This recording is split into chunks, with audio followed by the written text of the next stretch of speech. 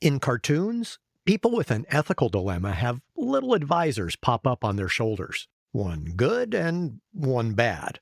It's not that easy in business. Society no longer has just one ethical framework. There are dozens, so which do you choose for your firm? Greg Moran, our guest in this episode, says choosing your organization's principles is the first thing to do when launching a business, even before you create your pitch deck. From Enron to OpenAI, Greg reviews the vagaries of business ethics and how you can navigate through them.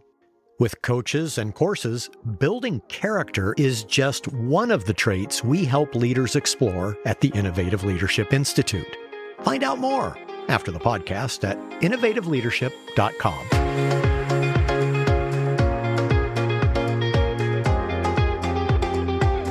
This is Innovating Leadership, Co-Creating Our Future. I'm your host, Maureen Metcalf, founder and CEO of the Innovative Leadership Institute, where we help leaders be future ready. Helping us on this mission today is returning guest and executive in residence with the Innovative Leadership Institute, Greg Moran. We're going to be talking about ethics and business, starting with some of the underpinnings that will help us ground the concepts of ethics in a business arena. So welcome, Greg. I'm delighted to have you with us. It's great to be back, Maureen. I'm really looking forward to this discussion. It's a topic that's kind of near and dear to my heart because I think it's so essential to the outcomes that come later in any social construct, not just a business context. Let's start by level setting the word ethics and what do you specifically mean by that as you reference it? There are a number of frameworks that have been posited as ethical frameworks, and they've emerged over the years based on people either interpreting the behavior of those they see around them or trying to take a standard or known ethical framework and then apply it inside of the world of business. So just a couple of quick examples along that path. Utilitarianism is an ethical framework that people espouse, and it's been researched and studied, and it's basically actions that provide the greatest good for the greatest number from a cost-benefit standpoint is therefore ethical. It would not be difficult to see some of the potential problems in that, but that is an espoused ethical framework that people can and sometimes do apply in business. Kantian ethics is evaluating the motivations and adhering to moral obligation. Virtue ethics is cultivating good character traits like honesty and integrity. And then you can look at long-standing ethical frameworks that have been applied in the world of business in various different cultural contexts, like Judeo-Christian ethics inside of American commerce, at least for some meaningful part of our early history. And so there are ethical frameworks of various kinds that get applied to the world of commerce. And those ethical frameworks then have huge implications on how business is done and often get reflected in the regulatory and legal frameworks that emerge inside of those business systems. In our most recent book, we grappled with the question of do we include virtuous character, so the virtuous side that you're talking about. So it captures all three of the things you talked about, justice, accountability, transcendence, all balanced with judgment in the middle. What we came to was at this point in history, it is crucial to include what we're calling virtuous character in leadership education, that it's something we can't set aside to just maximize whatever outcome we're trying to maximize. Absolutely, Maureen. And when we think about virtuous, the rub of that is to figure out what we mean by virtue. It is, in today's world, extremely difficult for us to try and impose a specific definition of virtue at a societal level. Quite frankly, we have so much discord on that topic and so much disagreement about what virtue actually looks like that I think as leaders, it's incumbent on us to operate inside of the frame that we have influence over. I come back to Covey's idea of circle of influence, circle of concern, and circle of control. From an ethical standpoint, chasing a holy grail of a shared definition of virtue at a societal level is a lost cause. I don't think we can achieve it, at least in today's environment. We have profound disagreement on what virtue looks like. And we have profound animosity being expressed on a daily basis on social media and through other formats on that very topic. So I think when you refocus this question of virtue, this question of what's right and wrong, it starts with us as individuals. Then as leaders, how do we then be transparent about what we consider to be ethical and not ethical inside of the context that we actually have influence and or control over? One specific example of that could be if you're starting a company, if you're doing a startup, it is incredibly important for the founding team to get together and define what its culture is going to be. And inside the context of creating that culture, be super specific about right and wrong for that company. And some of it's going to be easy, like we'll never break the law. Okay, that's kind of a giveaway. But it's important because not every company doesn't break the law. Some companies do break the law, and they break the law by intent. And there's very specific and obvious examples of it. Uber is maybe one of the more obvious examples, and there's a documentary out about it right now in which you can see very clearly Travis Kalanick, who in real life said specifically, we're going to break the law to found Uber. That's an ethical decision that they made, and they believed that in order to innovate in the way that they wanted to innovate, in order to make the change that they wanted to make, they had to break the law to do it. You and I could disagree with that, and we could disagree that that's a reasonable, ethical principle to have in place for a company operating in a society, but they made that choice. We've just created company policies. So I'm looking at things like anti-harassment, anti-discrimination, equal opportunity, safe workplace, culture, the guiding principles that encompass how we think about our work. And they are things like diversity and inclusion, adaptability and resilience, collaborative learning.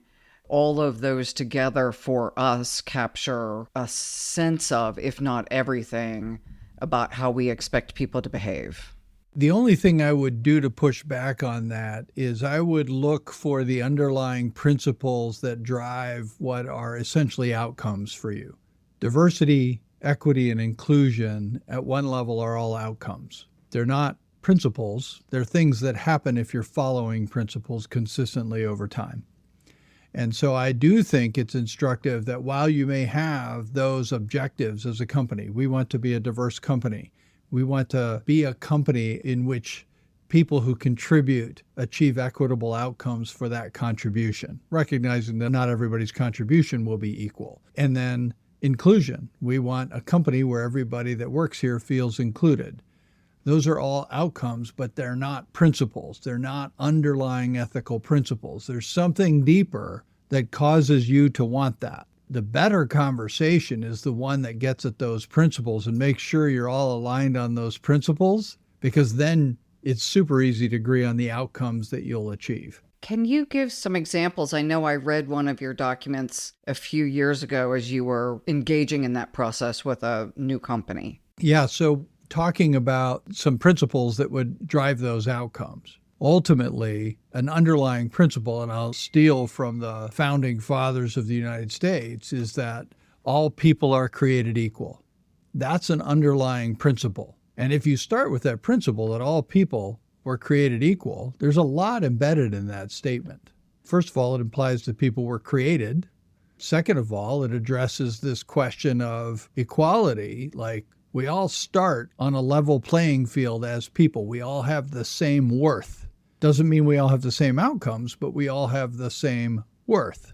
So if you start with that premise, it gets really easy to take the leap to, okay, so what would that look like if we really believed that and we ran a company based on that belief? What would it look like? Well, it would look like everybody has equal opportunity to succeed. It looks like everybody has equal opportunity to participate in our company, independent of immutable characteristics that they have no control over.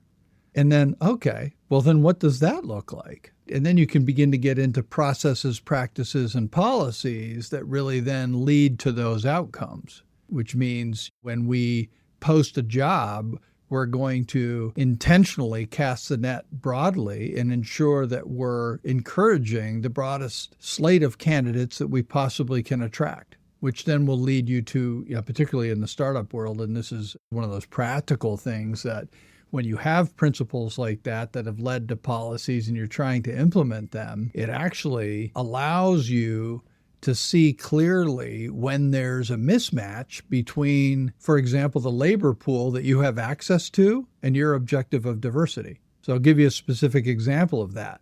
For us as a company, it was super easy to see this because we had this underlying principle. Whereas I think a lot of other companies that haven't done the hard work of really laying out a moral framework and knowing why their policies are what they are, don't even see the problem. And so one of the things I saw early on in founding an enterprise software company was that the labor pool of people who are willing to work for a VC-funded software startup are not diverse. So it becomes incredibly difficult to attract a diverse workforce when your labor pool is not diverse, because the people who can take the quote unquote risk of working for a venture-backed startup tend to be people that have a safety net and that don't have to have a job, right? Well, guess what that looks like? It's not a particularly diverse group.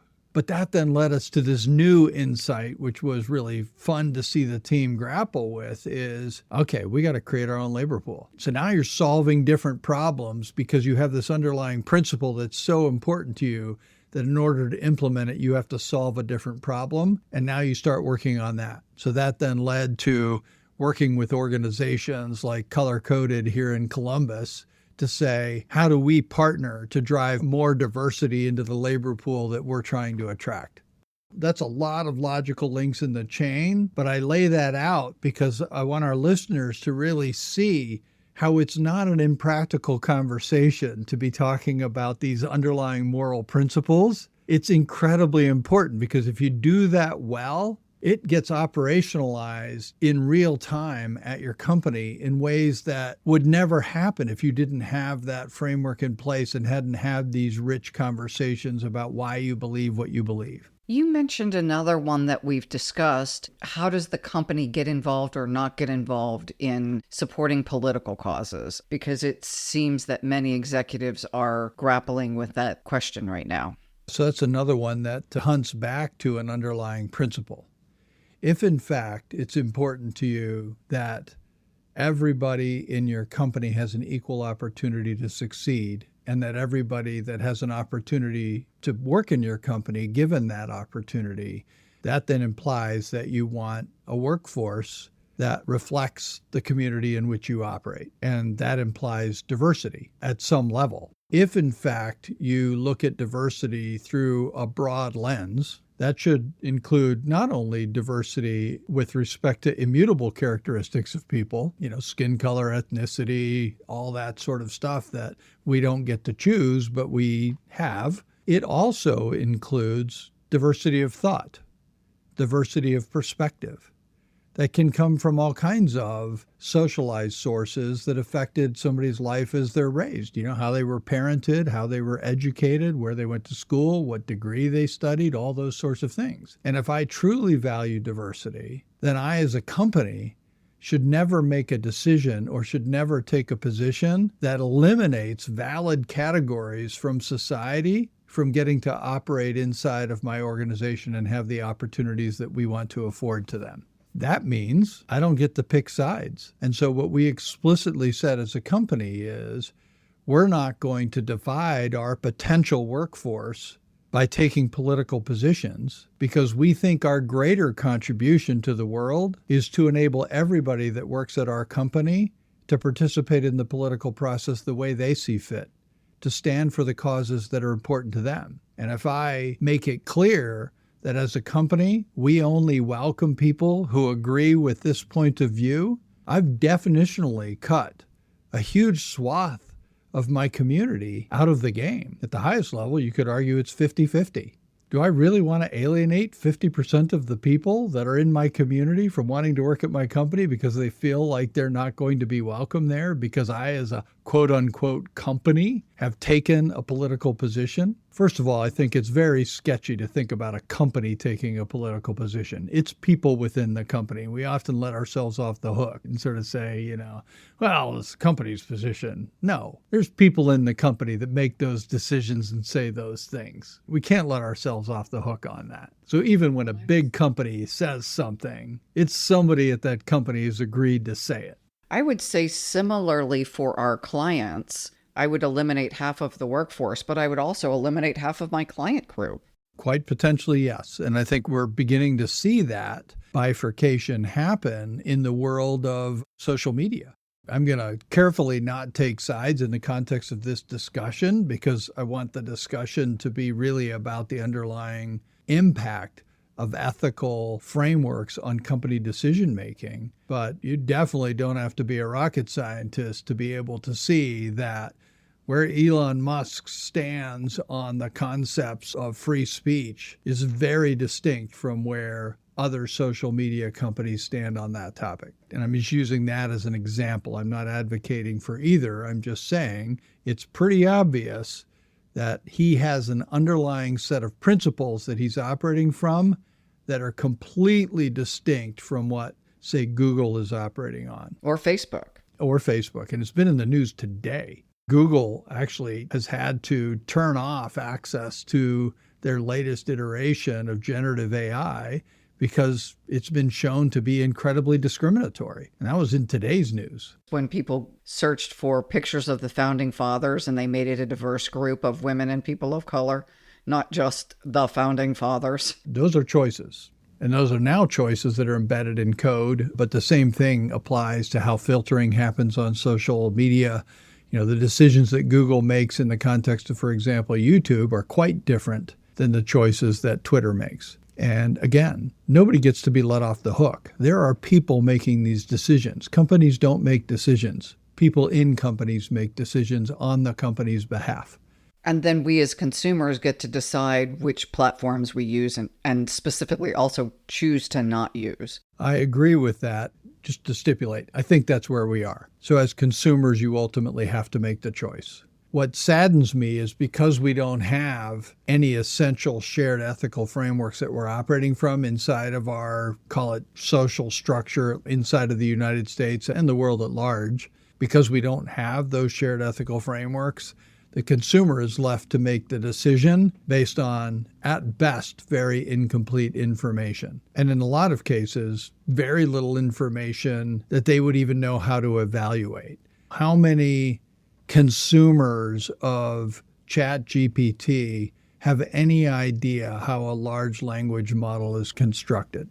Statistically, very few. Very few people. And then, even if you did know how that happened, you have no visibility at all. At most, not all companies, there are exceptions, but at most companies, they give you zero visibility into the data that they're using to train and into the biases that they're building into the training model. You don't train from zero bias. You train from a place of bias. It's inherently impossible to do otherwise. Unless a company is truly open source, and some have committed to doing that, but we recently saw the hoopla at OpenAI last fall around Sam Altman and his job as the CEO. All of that was about the debate between whether or not OpenAI was going to continue to be open or whether they were going to focus on commercial objectives and cease to be open and not share that information. And the argument for open lost, and Sam got his job back. But other companies are committed to that openness and will remain so. It's just much harder. And you can make way more money if you don't do that, which is why Google's not open, either in their YouTube or in any other place in their business. Microsoft's not open. OpenAI is not open. You can go down the list because you can make way more money if you don't, and you can move way faster. But you do leave the consumer with very little basis on which to choose. And it's only when you get it egregiously wrong, like we saw this morning, that you get caught. Is there a framework you propose?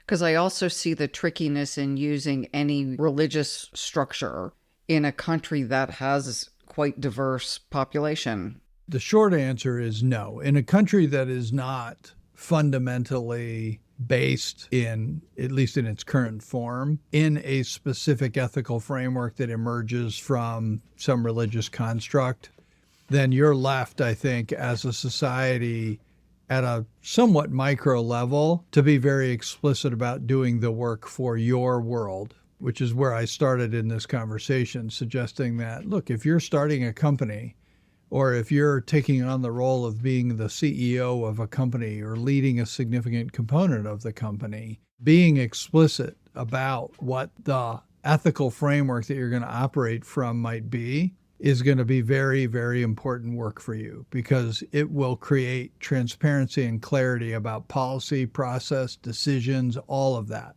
Now, that being said, I think we remain in a world where we will be, particularly if you're a global company, where you will be interacting in commerce with companies that operate inside of a very clear moral framework that is determined by a religious structure. You know, the other one that strikes me is global companies. Where do you pay bribes? In which countries is that required to do business?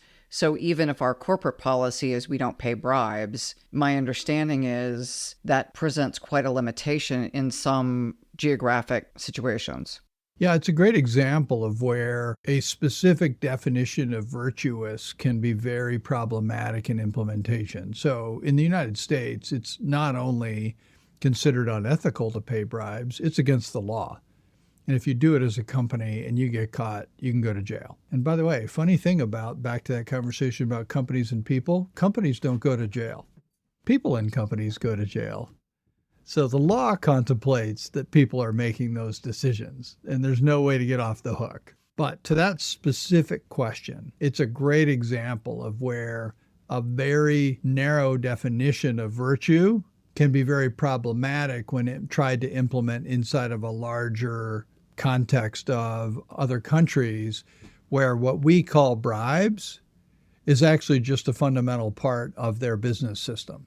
And they wouldn't define it as a bribe. I'll give you an example. I did some work a few years ago with an organization that was looking to implement at a very high level of scale global relief supply chains for natural disasters, big natural disasters. And this is a very, very complicated business, as you might expect. It's a very global business. It's a business that has to deal with very, very diverse business systems. And sadly, it's insanely corrupt. But the specific example that we were grappling with was in Haiti.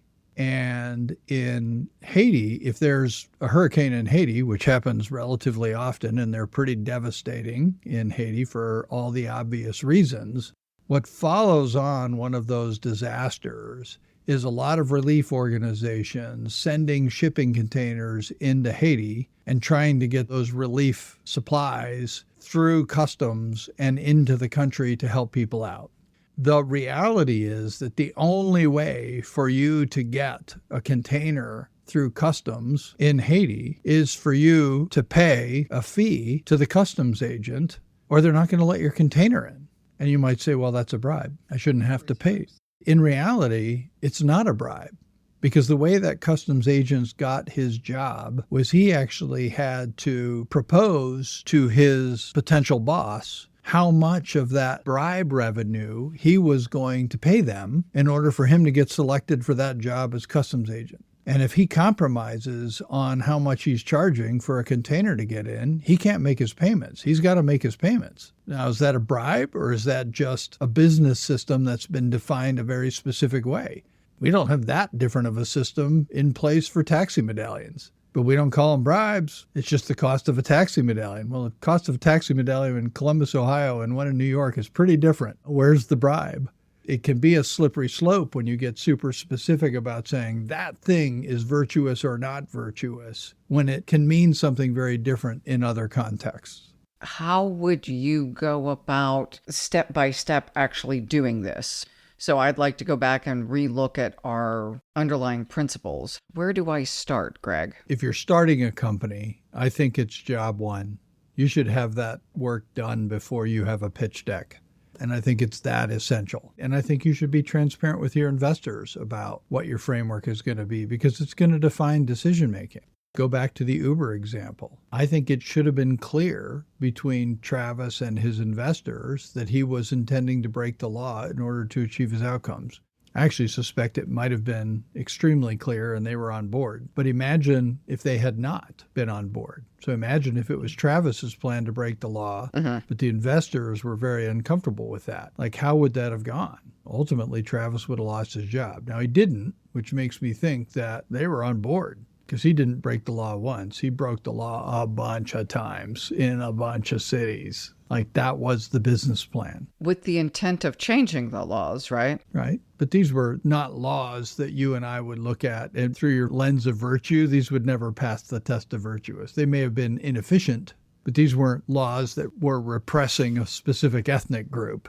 These were laws that were in the way of putting in place a business model that one can argue ultimately was going to create market efficiencies, but they weren't evil. They wouldn't have fallen under the 10 Commandments anywhere. That was just a choice. And my view is that's a thing to do very early on if you're starting a company. I think the trickier challenge is what happens if you're taking over the reins of a company that's already existing? And what if you find things there that you are concerned about or that you think the company can only succeed the way that the owners of the company want to succeed if some changes are made? We've had some fairly significant examples of that in recent history. Look at the leadership changes at Disney over the past 3 years.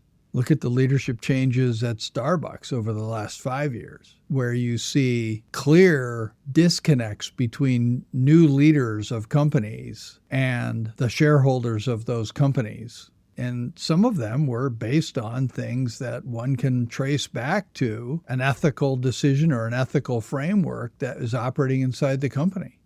And again, I'm not taking sides, but you can see the clear evidence of that strife in those two companies. And shareholders stepping in and saying, yeah, this won't do. Whatever the reason, this won't do. We want the other guy back. In this case, they were both guys. Another example, it's an older example, is the Arthur Andersen collapse after auditing Enron. There's a generally accepted accounting practices also changing industry.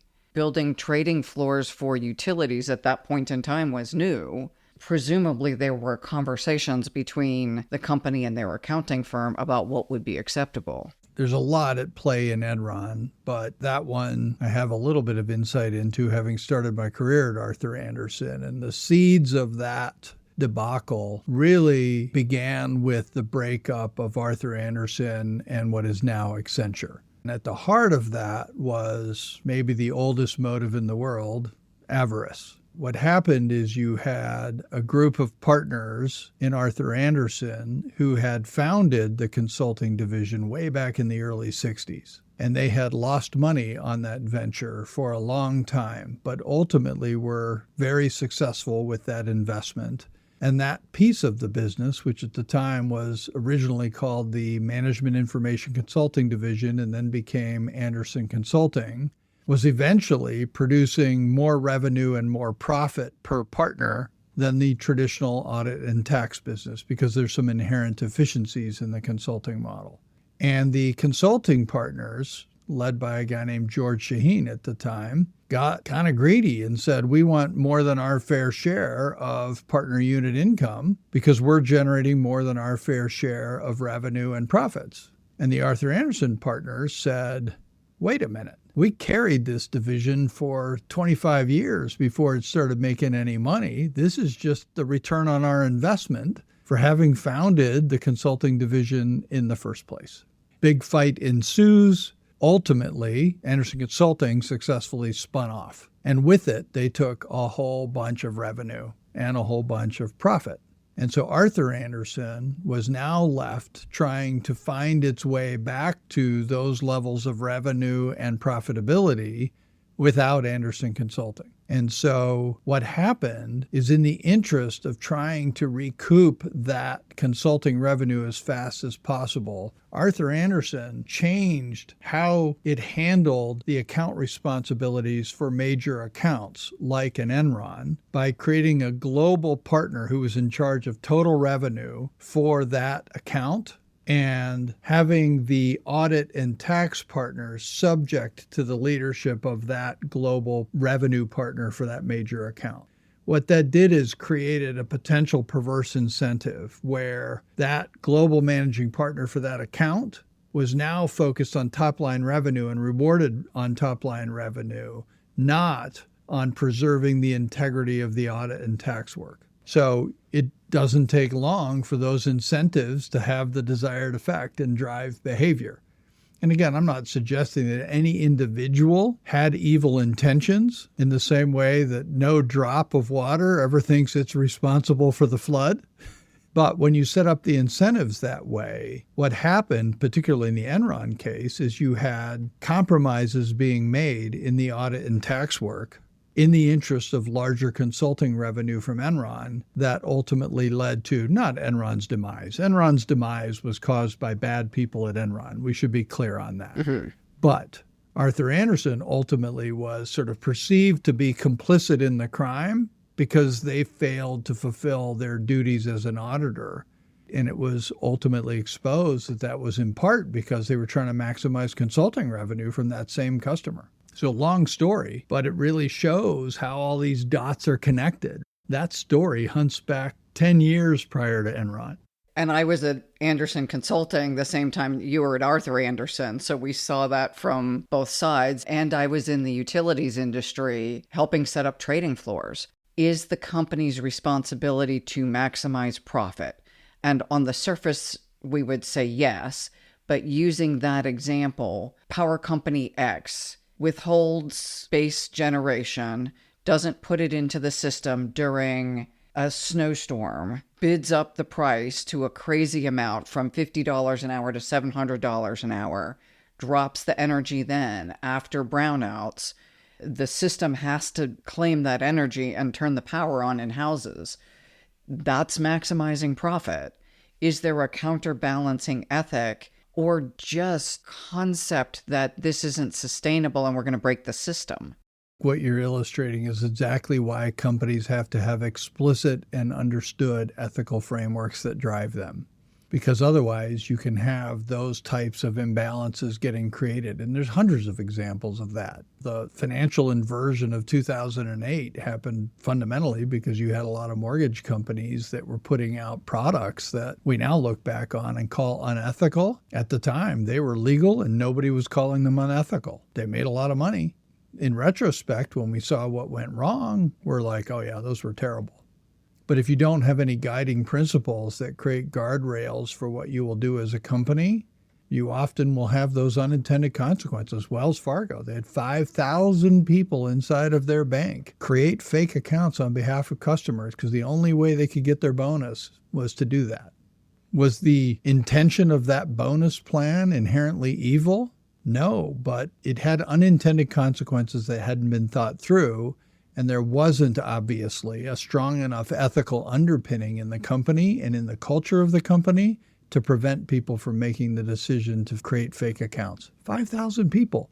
5,000! That's staggering. That's a small town. Clearly, there was something in that culture that gave them permission to do that. If you had asked those 5,000 people when they graduated from college or from high school if they would ever break the law to get a bonus, I bet you 100% would have said no, or close to 100%. And yet there they were, hitting enter. And to me, that's why this work is so important, even at the macro level. You can go look at interviews with Charlie Scharf today, and it's 10 years on from those incidents at Wells Fargo, or 7 or 8 years anyway, and he's still saying we're years away from having the frameworks and tools in place to make sure that that never happens and for us to still be an efficient competitor in the marketplace. Of course, you can prevent bad things happening, but it can come at such a high cost that you can no longer compete. And Wells is going to pay the price for that. And then I'd come back to your original premise. Did the shareholders really win? At Enron, did the shareholders really win? No. You just made an interesting point that if we weave this now into AI, we can put such strong guardrails around that nothing happens wrong, but often nothing happens. And then on the other end, no guardrails. We know stuff's going to, run fast and break things, whatever those phrases are. Yet break things should not be break the law, blow the company up. Sometimes I think we don't make enough of a distinction that run fast and break things does not mean there are no guardrails. Yeah, I agree. And I think to illustrate your point of sometimes nothing happens, I look at how the government is responding to this recent incident with a Boeing airplane where part of the fuselage blew out. And thankfully, nobody was hurt. But there was a lot of attention put on that. And as recently as this week, you've seen announcements from the Department of Transportation saying, I'm paraphrasing for effect, but we're going to smother Boeing with all kinds of oversight to make sure that they never ship an airplane with a quality problem. What I hear is it's pretty unlikely Boeing will ever ship an airplane, right? I'm joking for effect, but we're not systemically solving the problem there. All we're doing is adding cost and adding time to the delivery of every airplane. Boeing was already operating at less than half of their target monthly output for 737s. I happen to have been in their factory personally last fall, and they told us specifically they were shipping, I think at the time, about 28 airplanes a month, and they wanted to get to 60. Do you think 28 is going to go up or down with all of this added government inspection happening at every single point on the manufacturing line in Renton? It's going to slow them down. And I'm not saying that when death is on the line, you don't do things like that, but I would love to see the Department of Transportation sit down with Boeing and say, how do we really solve this problem? The answer can't be we're going to inspect everything twice. The answer has to be, how do we not build airplanes that have problems? And how would that look different? If we're going to spend all of this taxpayer money to make sure Boeing never ships an unsafe plane, shouldn't we be doing that in a way that makes sure Boeing never builds an unsafe plane? Wouldn't that be a better use of money? I worked with a program office for an advanced medium-range missile decades ago, and the government organization at that point, I remember the general saying, the missile costs X dollars and your oversight is 2X. Your job is to figure out how to do what you do, ensure that missile is still safe and still has the advances you need, but you cannot triple or add 2 times more to the cost. It's just not sustainable. Right. And particularly in the world of a commercial venture like Boeing, Boeing's not a government agency. Mm-hmm. I personally, as a taxpayer, if we're going to invest hundreds of millions of dollars in making sure Boeing never ships a bad airplane, I would way rather spend hundreds of millions of dollars making sure Boeing never builds a bad airplane. I feel like that would increase the competitiveness of Boeing, that would increase its underlying employment base. It would have the same effect on quality, if not better. And you'd end up with a competitive company on a global playing field that benefits all Americans. But that's not our mindset. So we're a little bit off the topic here, but it's a second order impact of this conversation. And again, I've thought about doing an in-depth white paper on the whole Boeing situation because, like so many of these stories, the decisions hunt back 20 years at Boeing that produced this outcome. The fuselage that had the problem is not made by Boeing. It's made by a company called Spirit Aircraft Systems in Wichita, Kansas, which was spun out of Boeing in 2005 as a cost-cutting measure by McNerney, who was the then CEO who'd come from GE. And guess what Boeing's done over the years? Put the screws to Spirit to reduce cost again and again and again and again. Should we be surprised that corners get cut in a supplier to Boeing that was once part of Boeing, that was spun out specifically to save money and make sure they hit their quarterly earnings numbers? I'm not. That's an ethical framework decision. I work with clients and have a number of continua that we look at to build the operating model. And one is, how do we work with our partners? And there's the end of the spectrum that says we put the screws to them and squish them like a bug if we can.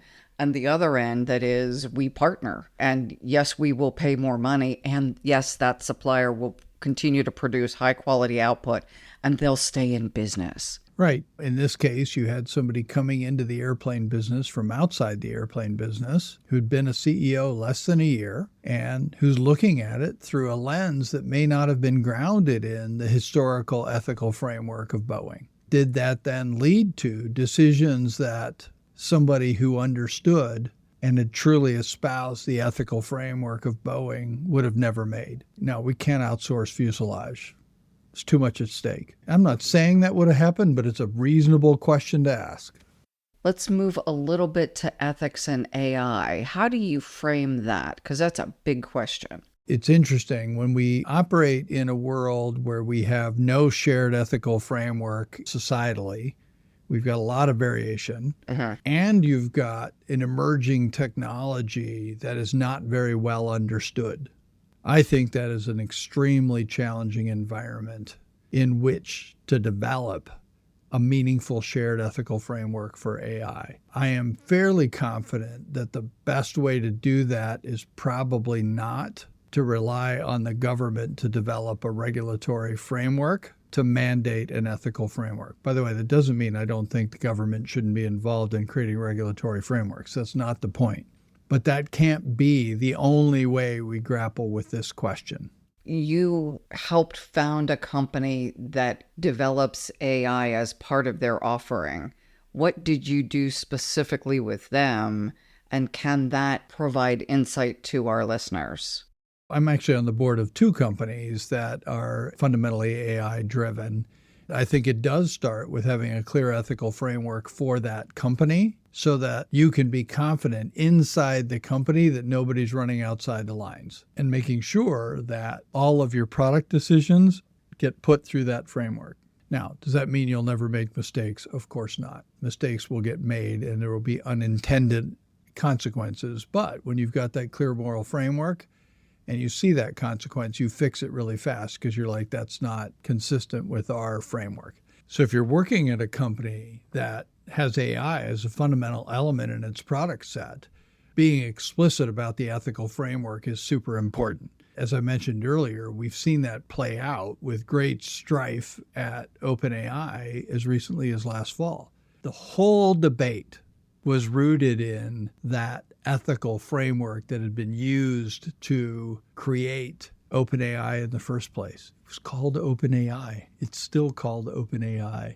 It's no longer open. It's just AI. It's just AI. And essentially, the board in its current form was disbanded because that board was put in place specifically to ensure that the company never operated outside of that very clearly stated ethical framework. And then you had a CEO who started to play outside of that ethical framework and went to war with the board and won. We can debate the outcomes, but there was at least a real attempt in that case to do exactly what we're talking about. Create a clear ethical framework, put in place governance systems that ensure that the company adheres to it so that you never stray. Because if you don't put in the governance, it doesn't matter if you have the framework. There's no ability to provide oversight. And in the interest of commercial success, they blew up the oversight. That ties back to the board as well, that there needs to be alignment between the board, the executives, philosophically, behaviorally, and incentives. That would have helped also the Wells Fargo issue. Absolutely. And clearly, there was not alignment. And the CEO took on the board and won with the backing of Satya Nadella, who owned 50% of the company in Microsoft. And now we have no idea what the ethical framework is for OpenAI. Sam can say all he wants. There's nothing that actually exposes the underlying drivers of that business. In the same way, we have no idea what's driving Google. We just see the outcome. We know that their AI produced some goofy stuff. We have no idea how they arrived there. And we have no insight or confidence in the guiding principles that operate. We had that at OpenAI until last fall because you could go read it. And then you could go see that they had a board in place that enforced that framework inside the company. We don't have that anymore. When we come to AI, I think it's a very, very difficult problem. And I do think it is good. And I think it is important that governing bodies at the country level, at the market level, like the EU, are grappling with these questions. But if you're asking me if I think it's sufficient, I don't think it's even close to sufficient. At the end of the day, it's going to take responsible people choosing to impose limits on themselves until they understand the implications of what they're doing. And sadly, my confidence that that's going to happen in light of recent events is pretty low. And then we have implosions, and let us hope that then the legal frameworks actually do impose consequences. Are these rule breakers within companies, leading companies, and setting the cultures? Will we meander our way to reasonable outcomes over time? Probably. That is the history of humanity. And when we look back on it historically, we will think it all happened in a day. But it won't. It's going to happen over the course of probably a couple of decades. And during those couple of decades, a lot of people are going to get hurt. And you're going to get a lot of uneven impacts. It's like if you ask a 20-year-old today about the Industrial Revolution, they will talk about it as an event. It was not an event. It took place over 30, 40 years. And one can argue that we ultimately meandered our way with some pretty big inequities on the way, but we meandered our way to a better outcome for humanity. But the journey there was messy and cost a lot of lives over a lot of decades because we weren't thoughtful about how we implemented those quote-unquote advances. I think it's more likely than not, because historical patterns would suggest this, that we will be on another messy journey around AI, and it will have a lot of unequal impacts and a lot of unintended consequences, but we will make our way towards a reasonable set of solutions around how AI gets used. If I am a leader or a person, how do I protect myself and my organization, either my ability to continue to earn an income, the investments I make? I'd like to know that as I exit the workforce, I have some savings left, that I'm not living on cat food.